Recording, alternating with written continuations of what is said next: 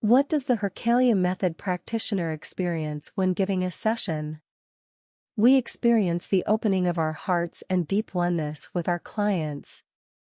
Here's a very poetic description of one practitioner's experience. During a session, first I attune, invocation, prepare my hands, tune to heartbeat and breath, pause to remember, trust in whatever happens, and ask the client for intention. I begin laying the lines and, as I continue with the form of that, I wait. I wait for my attention to be drawn. Where is the growing edge, the open door? What is asking to be seen? Often, at some point, I will begin to sense a quality. It could be love or light, it may be peace, mercy, compassion or joy. And it may come with a plea that feels as if it's saying, here, attend here. This is where I want to be seen. Perhaps the quality is love, as it so often is. I will first have a sense of the quality, and then, what conceals that quality begins to appear.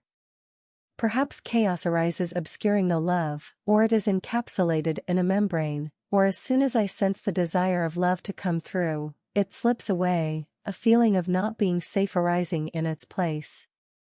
Whatever comes, that's where I go. I follow the energy trail. Not safe for love here? What is the feeling of not safe?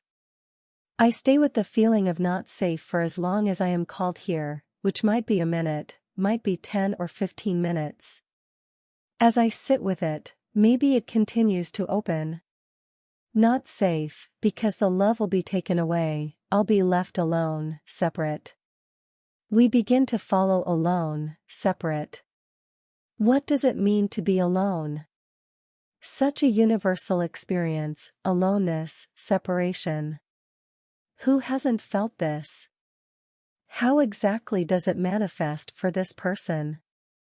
No opinion, no judgment, nothing to conquer or to get through. Rather, observation, awareness, and witnessing.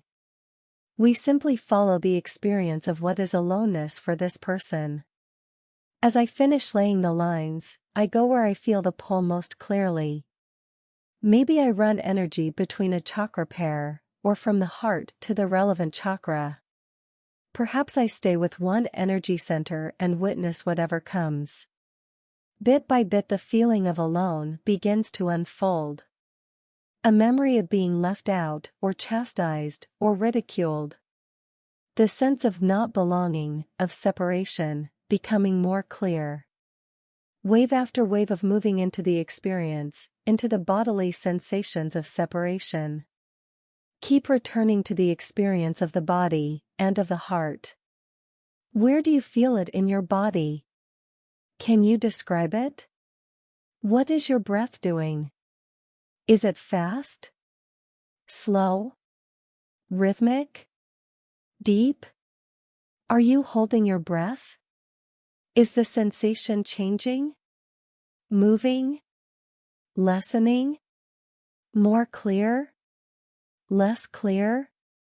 What is happening in the depth of your heart? What is the emotion? Can you name the experience in a word or a phrase? Notice if, as we move with these waves of sorrow, of separation, the sense changes? What is the feeling of not being loved? How do you sense it? What is the experience of not belonging? Of abandonment? What is the experience of separation from source? From union?